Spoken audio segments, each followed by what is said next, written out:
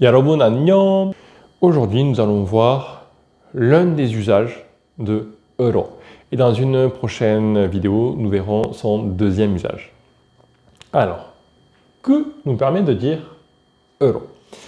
Eh bien, c'est une particule qui a un sens similaire avec est en termes de particules du lieu. Est et euro vont être similaires, mais euro va avoir une petite spécificité. Analysons ces deux phrases. Donc, j'ai pris exactement les mêmes mots et le même verbe.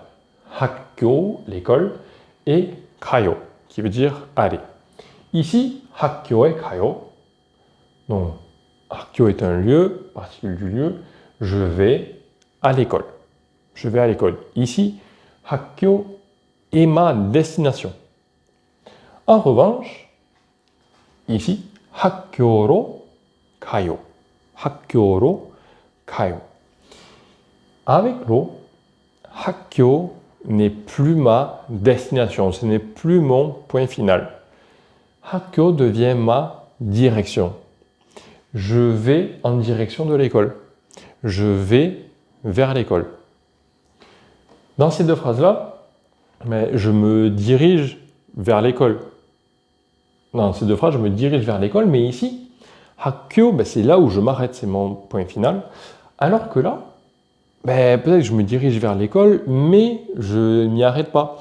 Peut-être que s'il faut, voilà, je vais vers l'école, mais que en fait, j'ai des choses à faire qui sont pas loin de l'école. Et justement, je vais là-bas. Par exemple, je croise quelqu'un, un ami dans la rue, et il me dit « Ah, tu vas où ?» Disons que j'ai plein de trucs à faire, proche de l'école, donc je vais dire je vais en direction de l'école. Mais ce n'est pas à l'école que je vais, c'est ailleurs. Donc dans ce cas-là, justement, je vais utiliser 로, 학교로 가요. Analysons ces phrases ensemble. 이 근처에 은행이 어디에 있어요? Alors, 이 근처에, ça nous permet de dire dans ses environs, dans ses alentours. 은행, c'est la banque. 은행이 어디에 있어요? Est-ce qu'il y a une banque dans ses alentours? Et là, on va répondre. 이 건물 3층에 있어요. Donc, dans ce bâtiment-là, au 3e étage. Et ce qui va nous intéresser, c'est la phrase d'après. 3층으로.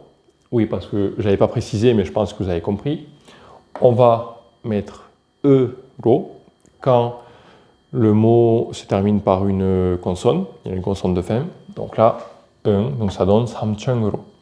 Bref, 3층으로 올라가세요. 올라가다, c'est monter quelque part. 올라가세요. Donc on donne une indication, un ordre, on va dire. C'est ce qu'on a vu dans la leçon dernière.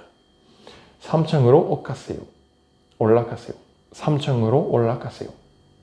Pourquoi je ne mettrai pas ici est? Parce que, rappelez-vous, si je mets est, je dirais du coup 3층에 올라가세요.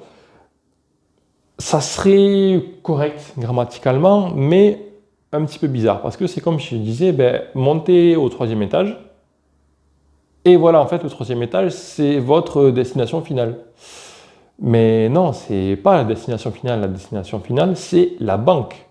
Certes, elle est au 3e étage, mais il faut quand même aller à la banque. C'est pour ça donc qu'on va utiliser euro. C'est monter en direction du 3e étage, mais ensuite, une fois que vous y êtes, il faut quand même marcher un petit peu. Maintenant, analysons ces deux dernières phrases. 한나 씨, 지금 어디에 있어요? Donc là, on demande à Hanna où est-ce qu'elle est maintenant. 한나 씨, 지금 어디에 있어요? Et analysons la réponse. 교실에 있어요. Je suis dans la classe. 교실에 있어요.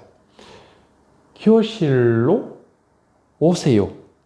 Alors, 오세요, donc c'est le verbe 오다, venir, avec, donc conjugué à la forme impérative, donc en gros, viens.